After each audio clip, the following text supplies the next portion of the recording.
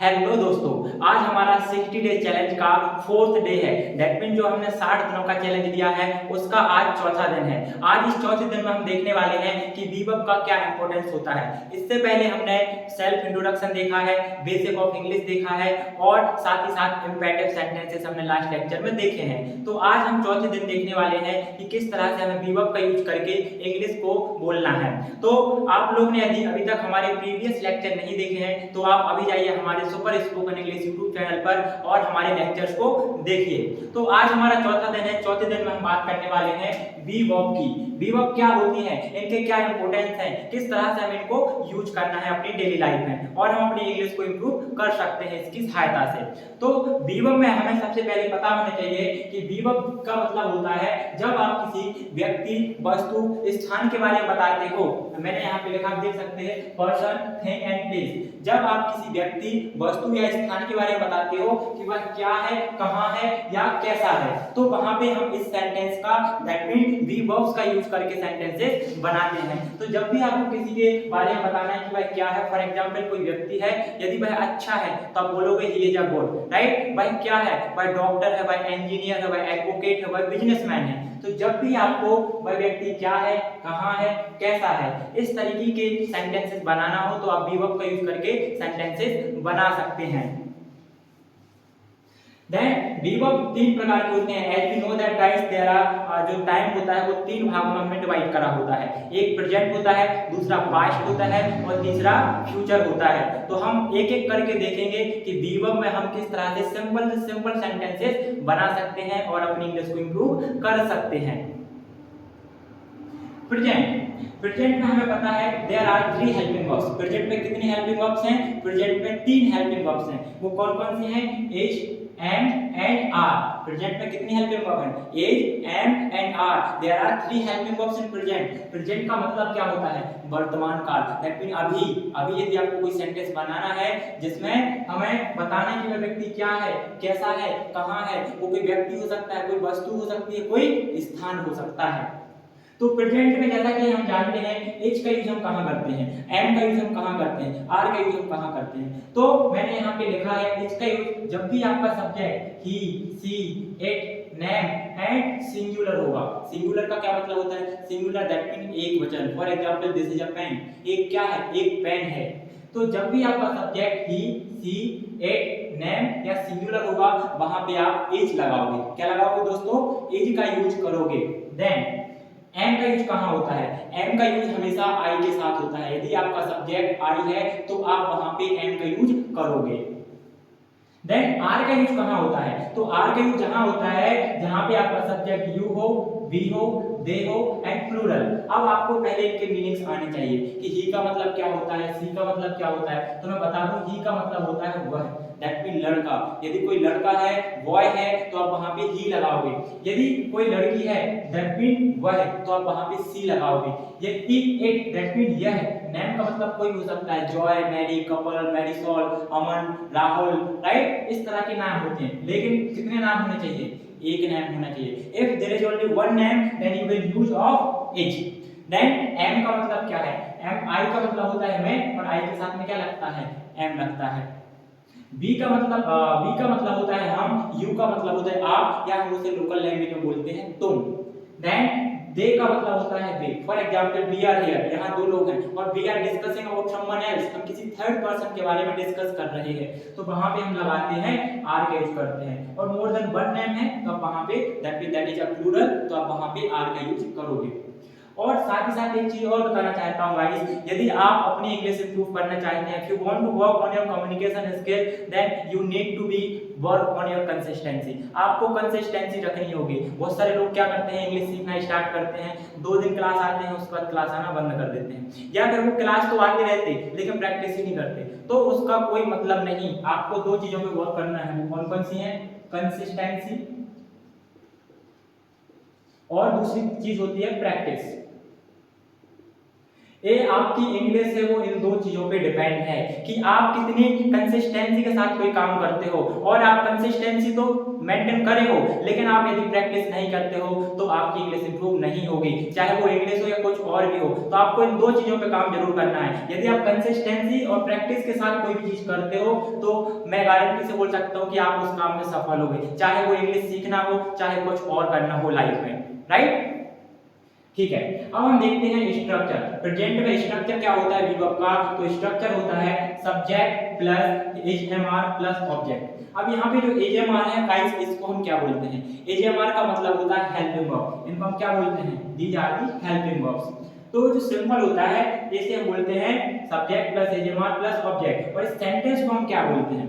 जैसा कि हमें पता है there are 6 type of the sentence. Sentence कितने प्रकार के होते हैं? 6 तरह के होते हैं, चाहे वो वीवर्ब हो या ग्रामर का कोई भी टॉपिक हो। आप एक सेंटेंस को 6 तरीके से बना सकते हो। 6 तरीके कौन कौन से होते हैं? सिंपल होता है, नेगेटिव होता है, interrogative, interrogative negative, double interrogative negative. That mean there are 6 type of the sentence. तो आज जैसे यदि मैंने आपसे बोला he is a doctor, she is a farmer या he is a farmer, she is engineer, तो आप इस सेंटेंस को 6 तरीके से बोल सकते हो। यदि मैं बोलूं कि मैं ऑनेस्ट हूं, आई एम ऑनेस्ट, तो इस सेंटेंस को मैं कितने तरीके से बना सकता हूं? मैं इसको 6 तरीके से बना सकता हूं। That mean there are 6 sentence. वो कौन कौन से होते हैं उनके पहले हम फॉर्मूला देख लेते हैं। ये हमारा हो गया पॉजिटिव, दैट मीन सिंपल या इसे अफर्मेटिव बोल देते हैं।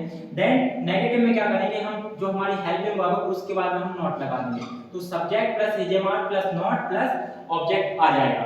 देन यदि आपको इंटरोगेटिव बनाना है तो इंटरोगेटिव में क्या होता है? प्रश्नवाचक जिसको हम बोलते हैं, उसमें जो हमारी हेल्पिंग वर्ब रहती है जिसे हम सहायक क्रिया बोलते हैं, वो आगे चली जाती है। कहां? सब्जेक्ट से पहले। तो आप यहां पे देखोगे क्या है? एच एम आर पहले आ गया, then subject plus object, last में क्वेश्चन मार्क आ जाता है। देन इंटरोगेटिव प्लस नेगेटिव क्या होता है? तो हमारी हेल्पिंग वर्ब तो आगे रहती है एजेमार प्लस सब्जेक्ट, सब्जेक्ट के बाद में नॉट आ जाता है, तो subject plus not plus object. Then double interrogative. Double interrogative को मैं आपको एग्जांपल के थ्रू समझाऊंगा। पहले देखते हैं example. For example, I am a doctor, मैं एक डॉक्टर हूं। क्या हूं? I am a doctor, I am a teacher, right, I am a businessman. आप कुछ भी हो, आप अपने अकॉर्डिंग सेंटेंस बना सकते हैं। तो आई am a doctor, right, he is a farmer, वह क्या है? वह किसान है। यू आर ऑनेस्ट, आप ऑनेस्ट हो, आप ईमानदार हो। ऑनेस्ट का मतलब क्या होता है? ईमानदारी। लेकिन ऑनेस्ट में आप यहाँ पे देखोगे स्पेलिंग क्या है? HONEST, honest. तो इसे तो हॉनेस्ट पढ़ना चाहिए, हम ऑनेस्ट क्यों बोलते हैं? तो दोस्तों एच है वो क्या है?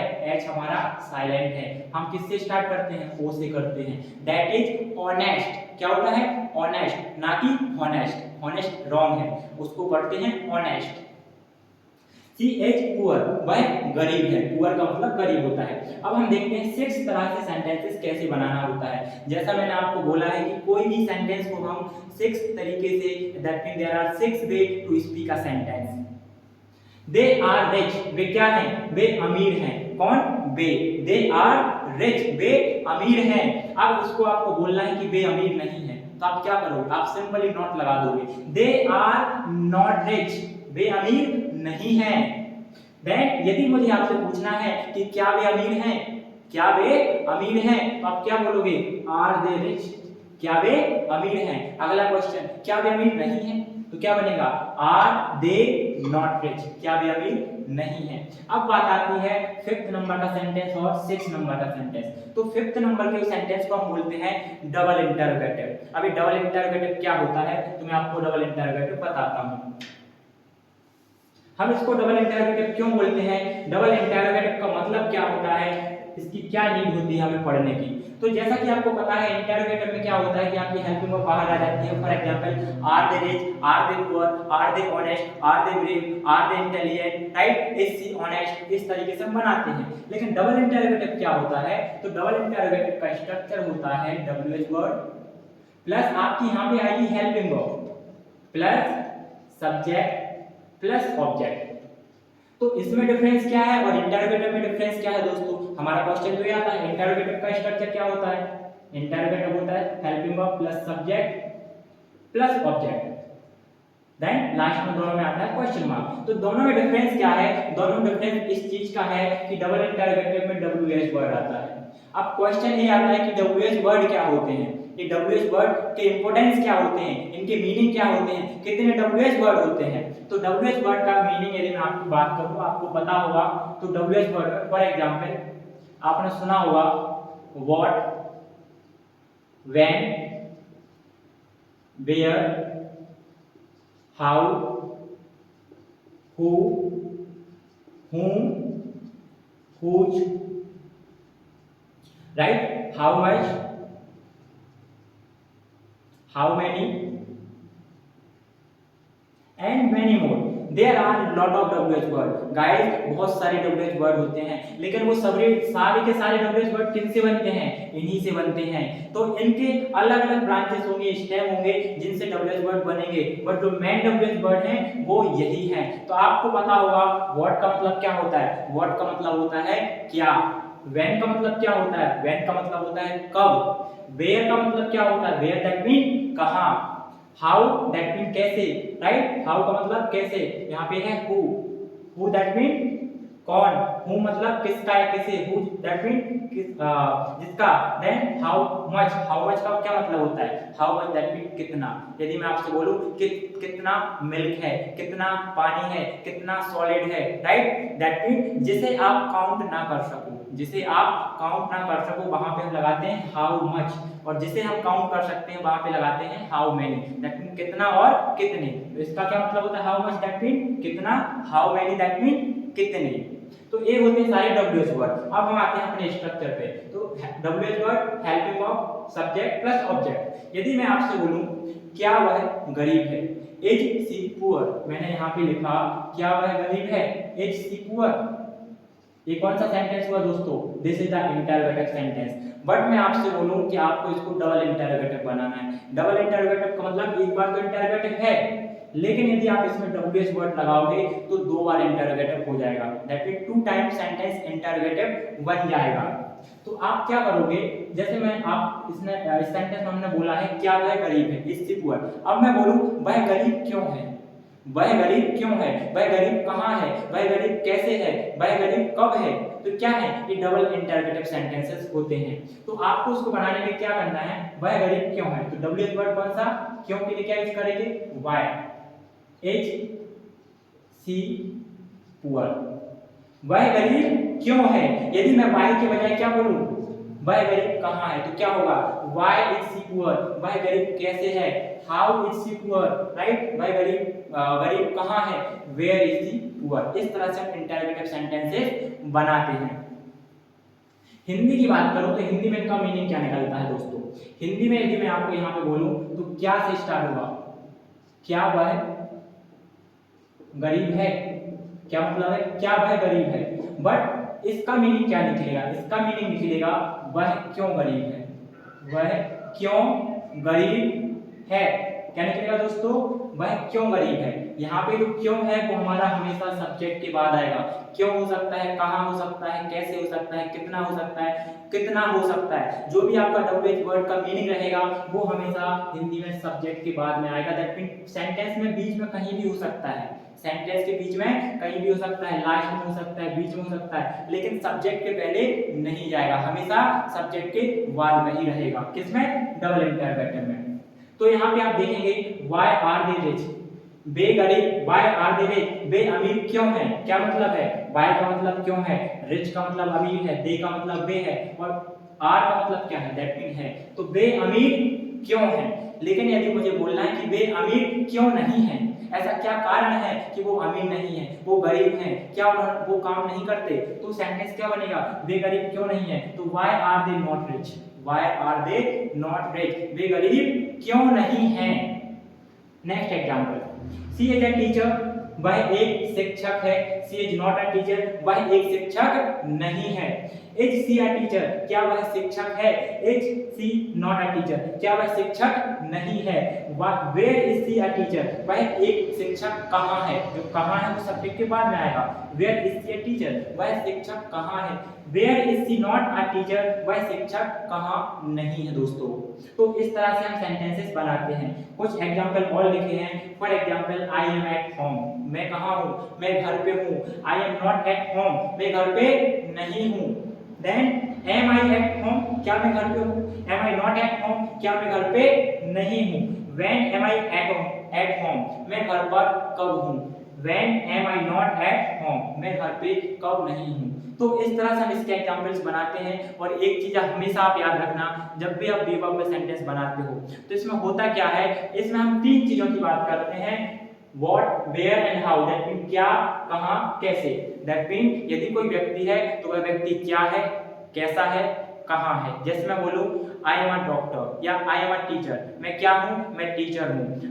मैं कैसा हूं? आई एम गुड, मैं अच्छा हूं। मैं कहां हूं? आई एम इंदौर, मैं इंदौर में हूं। तो किसी व्यक्ति, किसी वस्तु के बारे में जब भी आप बात करोगे तो इन तीन चीजों के बारे में आप बता सकते हो।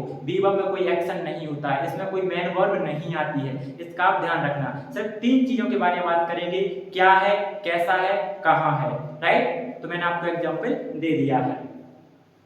अब हम बात करते हैं पास्ट की। यदि मुझे पास्ट में बोलना है, बट पास्ट से पहले यदि मैं कुछ एग्जांपल और बताऊं आपको। फॉर एग्जांपल, वह किसान है, ही इज अ फार्मर। राइट, वह डॉक्टर है, ही इज अ डॉक्टर। आप स्टूडेंट हो, यू आर स्टूडेंट। मैं मार्केट में हूँ, I M in the market. मैं शहर में हूँ, I M in the city. Right, मैं क्लास में हूँ, I M in the class. तो इस तरह से हम सेंटेंसेस बनाते हैं। अब बात करते हैं पास्ट की। पास्ट में सेंटेंसेस हम कैसे बनाते हैं? पास्ट में हमारे पास there are two helping verbs in the past.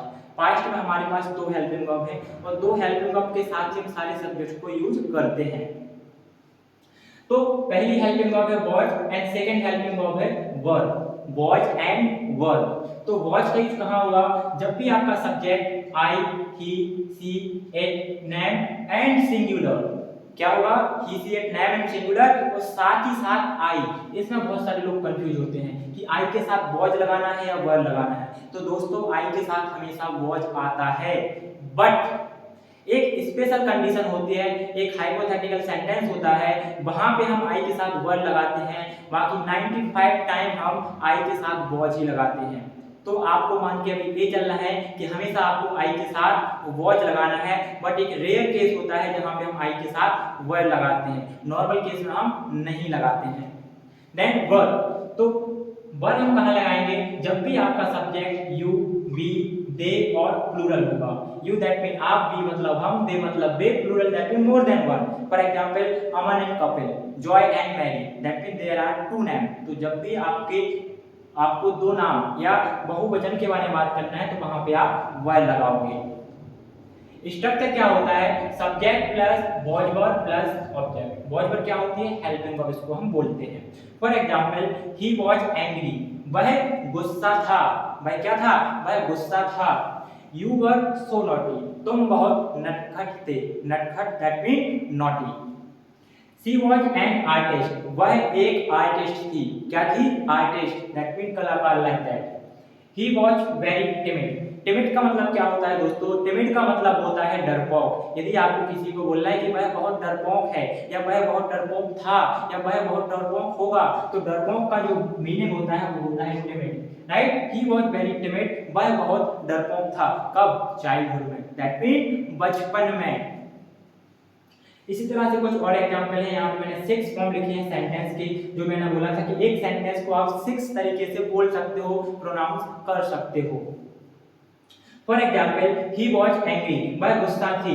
वह गुस्सा था। ही वॉज नॉट एंग्री, वह गुस्सा नहीं था। Next, he was he angry, क्या वह गुस्सा था? वॉज ही नॉट एंग्री, क्या वह गुस्सा नहीं था? व्हाई वॉज ही एंग्री, वह गुस्सा क्यों था? Why was he not angry, वह गुस्सा क्यों नहीं था? इसी तरीके से मैं यदि बोलूं कि वह एक अच्छा व्यक्ति था, he was a good person, वह अच्छा व्यक्ति नहीं था, he was not a good person, क्या वह अच्छा व्यक्ति था, was he a good person, क्या वह अच्छा व्यक्ति नहीं था, was he not a good person, वह अच्छा व्यक्ति कहाँ था, where was he a good person, वह अच्छा व्यक्ति कहाँ नहीं था, where was he not a good person. तो इस तरह से आप एक सेंटेंस को 6 तरीके से बोल सकते हो, बना सकते हो। नहीं, इन द लास्ट यदि मैं आपसे बात करूं कि यदि मुझे फ्यूचर में बोलना है, फ्यूचर का मतलब क्या होता है दोस्तों, आने वाले टाइम में आपको यदि बोलना है कि वह ऐसा होगा, वह वैसा होगा, वह वहां होगा, वह यहाँ होगा, वह कहीं और होगा। तो जब भी आपको फ्यूचर की बात करनी है तो वहां पे आप किसका यूज करोगे, विल बी का यूज करोगे। लेकिन यदि जब मैंने आपको बोला था प्रेजेंट, तो प्रेजेंट के जितने भी सेंटेंस हैं सभी के लास्ट में क्या आएगा, प्रेजेंट के लास्ट में क्या आएगा, हमेशा है। पास्ट के लास्ट में क्या आएगा, हमेशा था। और फ्यूचर के लास्ट में क्या आएगा, हमेशा गागेगी। यदि मैं बोलूं मैं टीचर हूं, आई एम अ टीचर, मैं टीचर था, आई वॉज अ टीचर, मैं टीचर हूंगा, I will be a teacher. आप यदि बोलो you are a student, right, आप एक विद्यार्थी हो, यू वर अ स्टूडेंट, आप एक विद्यार्थी थे, you will be a student, आप एक विद्यार्थी होगे। तो है, था और गा, होगा भी हो सकता है गा का वेरिएशन में। देन फ्यूचर, फ्यूचर की हेल्पिंग वर्ब एक है, दैट इज विल बी। तो विल बी के साथ हमेशा आपको कोई कंफ्यूज नहीं होने वाला है, कंफ्यूजन होना ही नहीं चाहिए। क्यों, क्योंकि यहाँ पे सब्जेक्ट में वेरिएशन नहीं आएगा कि विल बी के साथ हमें क्या लगाना है। जितने भी सब्जेक्ट हैं, चाहे वो I, we, you, they, he, she, it, singular, plural, सबके साथ में आपको विल बी लगा देना है, इसमें कंफ्यूज नहीं होना है। स्ट्रक्चर की बात करूं तो इसका स्ट्रक्चर बनता है subject plus will be plus object. ये सिमिलर है जैसे पास्ट में और प्रेजेंट में बना था। एग्जांपल यदि हम देखें तो यू विल बी इंटेलिजेंट, आप बुद्धिमान होंगे। क्या मैं बोल रहा हूं, आप बुद्धिमान होंगे, राइट।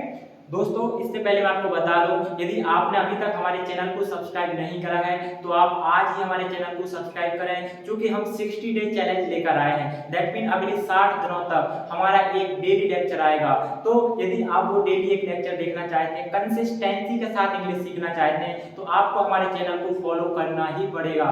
आपको लाइक भी करना है, शेयर भी करना है अपने उन दोस्तों के साथ जो अपने इंग्लिश को इंप्रूव करना चाहते हैं। यदि आपको इंग्लिश इंप्रूव करना है घर बैठे, जिसके आपको कोई चार्जेस नहीं देना है, आपको डेली अपना मोबाइल स्टार्ट करना है और यूट्यूब पर हमारी वीडियो को देखना है, तो इससे आपको बिना पैसे दिए घर बैठे ही आप इंग्लिश 60 दिनों के अंदर एकदम फ्लुएंट इंग्लिश बोल पाएंगे।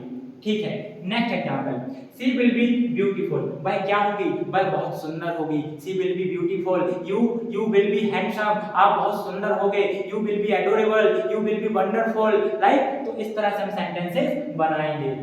अगला example, they will be mad, mad का क्या मतलब होता है दोस्तों, मैड का मतलब होता है पागल। वे कैसे होंगे, वे पागल होंगे, दे विल बी मैड।